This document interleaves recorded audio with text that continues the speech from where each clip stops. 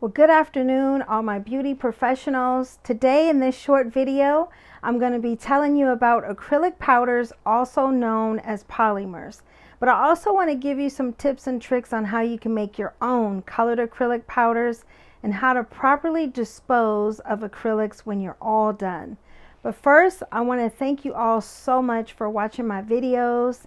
Thank you for supporting my channel. God bless you. And let's get started.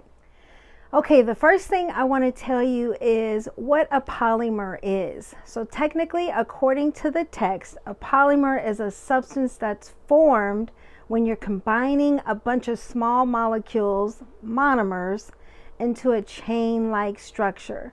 So what we're talking about today is polymer powders. And there are all kinds of colors, but your basic set, usually when you buy a kit, comes with clear, white, double white, or it's like XX white, extra white, pink, there's translucent pink, there's opaque pink, and then you can get into other colored acrylics where you have your greens, your blues, your bright reds, and then there's even colored monomers out there where you use the primary colors and then you can mix with the monomer that you're using and turn it into a whole different color. But that's a whole nother video. The technical formulation for making your own colored acrylic powders usually is a 1:3 ratio. So if you're going to make glitter powders, technically you would do 1 part glitter to 3 parts powder. So if you have like a little tiny scooper, you would do 1 scoop of your glitter, 3 scoops of a clear or a translucent pink powder to make your colored acrylic powder. Now if you're going to do colored acrylics, you would do 1 part of the mica, whatever color you choose, to 3 parts of your powder. But this is the technical rule. For me personally, when I do it, I may add a little extra scoop to the 3 parts because sometimes it doesn't come out as colorful as I want it to. But you have to learn the rules first before you bend them, not break them, but bend them. Okay, next I want to give you some tips on how to dispose of acrylics once you're all done. So let's say you have a little liquid left over. You can just take a paper towel and remove it out of your dapping dish. You would place it in a Ziploc bag and throw it away.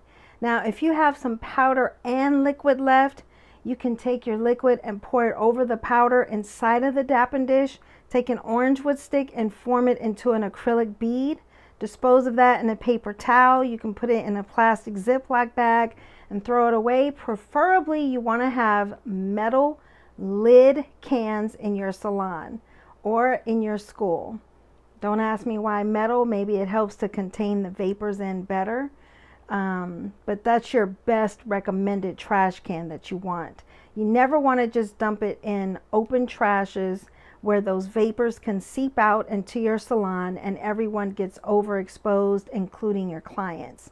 And last but not least, you can take it on a paper towel. You pour your powder first, your liquid over it. You ball up the paper towel really fast. You can put it in a Ziploc bag if you want to, or you can dump it in the trash. But remember, your best recommended trash is metal with the lid. If not, at least have a trash can that has a lid on it to help contain those vapors so that you and no one else gets overexposed. Okay, the last point that I want to give you with your acrylics is you want to store them in a cool, dark place. But one thing you never want to do is leave them in the trunk of your car. In the summertime, your acrylics, the liquid at least, can get so hot that it explodes everywhere. So not only will it leave a huge mess, but your environment in your car becomes toxic and you can actually pass out or faint because of the fume. When it's cold and you leave your acrylics in the car, the monomer, the liquid, can actually freeze. Now here's the thing, the molecular structure changes when it freezes. So once it thaws out, it's not the same and it does not work. And that's all the tips and tricks that I have for you for polymers, for acrylic powders, and how to dispose of your acrylics properly. I hope you enjoyed this video. Please like and share. Bye guys.